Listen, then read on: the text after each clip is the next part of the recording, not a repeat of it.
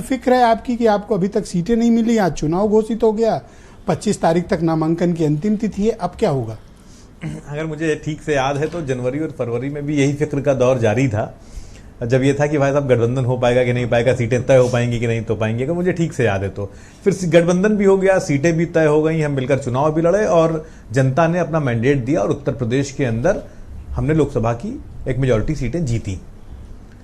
मसला इस बात का है कि इंडिया गठबंधन को जिस सोच के साथ बनाया गया था वो सोच अभी भी लागू है और हम उसी सोच के साथ लड़ रहे हैं। कुछ 6 सीटें उसी सोच का नतीजा थी, 6 प्रत्याशी। बिल्कुल हम लड़ रहे हैं, सामने हमारे रिजल्ट है। दूसरी महत्वपूर्ण बात, उत्तर प्रदेश में बाई इलेक्शन होने जा रहा है और सत्ता में जो लोग बैठे हैं जवाब उन्हें देना है। 7 साल से उनकी सत्ता हो गई, दूसरी बार की सरकार है। आप रोज के हिसाब से देखिए, परसों अमन गौतम की कस्टडी में डेथ हो गई, कल चिन्हट में कितनी भयावह घटना घटी है, 13 साल की बच्ची के साथ 3 लोगों ने सामूहिक दुष्कर्म किया है, उसको मरा छोड़कर चले गए हैं। सवाल इस बात का, इस प्रदेश के क्या हालात हो गए हैं, जवाब देना पड़ेगा इन्हें चुनाव में। इंडिया गठबंधन चुनाव लड़ेगा 9 की 9 सीट पर, यह ना सोचिए। चुनाव होगा और जनता के बीच में हम जाएंगे मुद्दों को लेकर। अरे आप भी लड़ोगे एक आध सीट पे?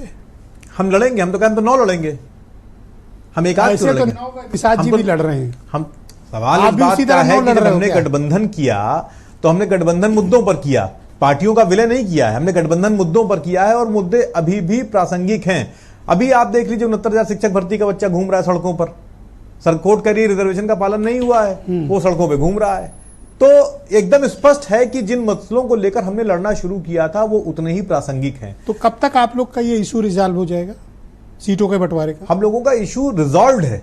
ओके, हम मिलकर चुनाव लड़ने जा रहे हैं। 13 तारीख को हम 9 की 9 क्या, हम तो 10वीं भी जीत रहे थे, लेकिन चूंकि अयोध्या में इनकी हार के बाद जनता ने बता दिया कि आपका जो इलेक्शन लड़ने का पैमाना है वो गलत है, जो सोच है आपकी धार्मिक विद्वेष फैला के चुनाव लड़ने की वो गलत है। इसीलिए मिल्कीपुर फिर हार रहे थे तो इन्होंने क्या किया, वहां चुनाव ने घोषित कराया। लास्ट में अचानक जोश आ जाता है आपको। इलेक्शन कमीशन पूरी तरीके से भाजपा की बन के काम कर रहा है, इसमें कहीं को दो मत तो है नहीं, अब कुछ बचा भी नहीं, आज देश ने देख लिया। मैं आपके मित्र अनिल दुबे जी को आमंत्रित करना